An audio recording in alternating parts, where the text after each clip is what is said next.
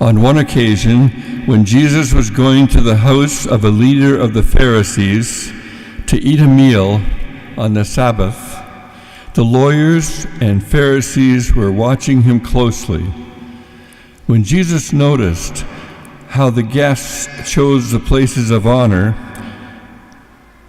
he told them a parable. When you are invited by someone to a wedding banquet, do not sit down at the place of honor, in case someone more distinguished than you has been invited by your host, and the host will invite both of you, may come and say to you, "Give this person your place." And then in disgrace you would start to take the lowest place.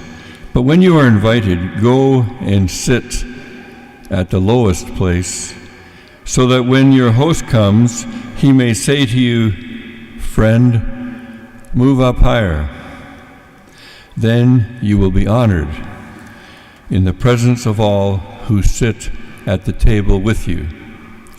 For whoever exalts himself will be humbled, and whoever humbles himself will be exalted. Jesus said also to the Pharisee who had invited him, "When you give a luncheon or a dinner, do not invite your friend or your brothers or sisters or your relatives or rich neighbors, in case they may invite you in return, and you will be repaid. But when you give a banquet, invite the poor, the crippled, the lame, and the blind, and you will be blessed, because they cannot repay you. For you will be repaid at the resurrection of the righteous." The Gospel of the Lord.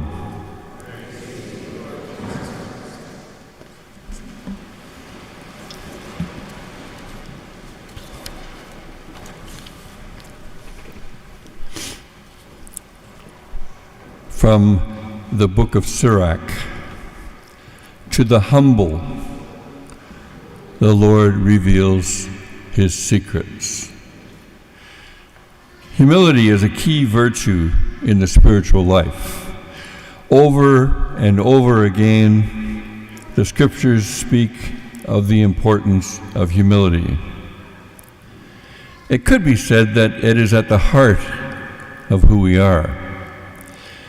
The root word for humility is humus, earth, soil, ground. In Hebrew, the word is adamah, also earth, soil, ground, dust. Like the penitential verse often used on Ash Wednesday, "Remember you are dust, and to dust you shall return." It is into the humus, or dust, of original humanity that the breath of God animates the living human being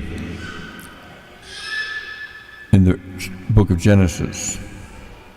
The words human and humus have an interwoven etymology, also meaning low, close to the ground, and I'm not talking about short people. Even Mary speaks of being a humble servant, a lowly handmaid, and Christ is known for his kenotic self-emptying in the incarnation, and like a slave, washes the feet of the disciples at the Last Supper, and calls us to wash each other's feet. Only the humble can receive the seed of the word planted in the fertile ground of their heart. Like our first reading says, an attentive ear is the desire of the wise.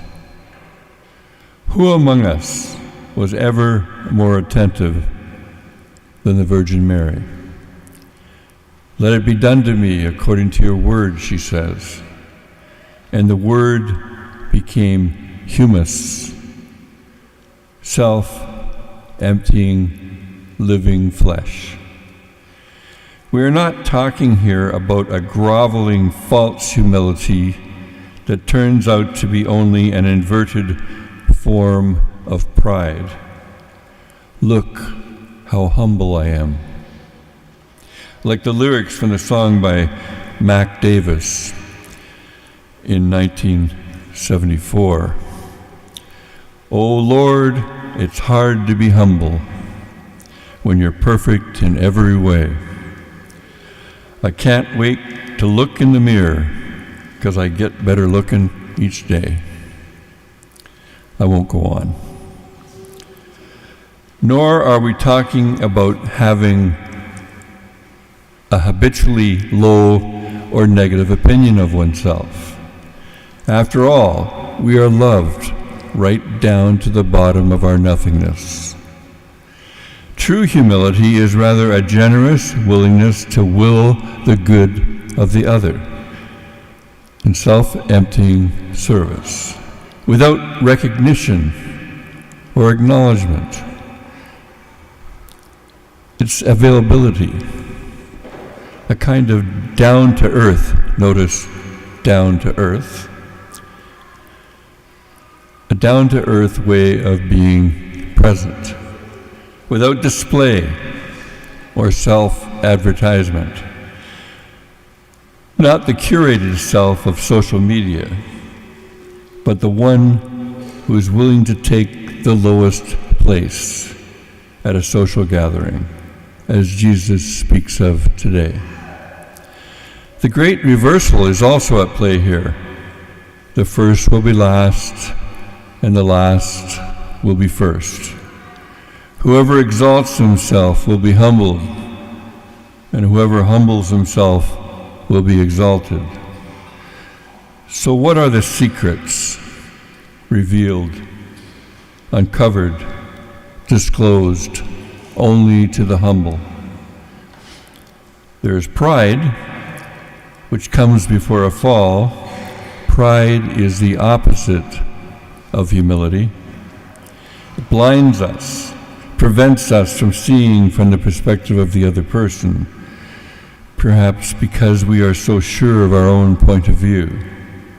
Humility opens us to the experience of the other person, whether it be their dirty feet, as with the disciples at the Last Supper, or their fear of their own woundedness, or the vulnerability of our own heart.